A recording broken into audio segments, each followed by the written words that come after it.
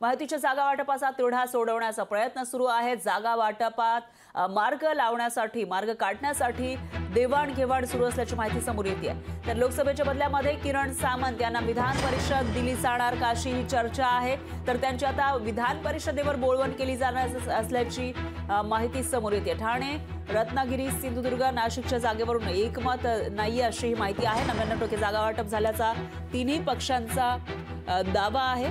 तर त्यामुळे आता हे जागा वाटप नेमकं कसं पूर्ण होणार याविषयी बघावं लागेल।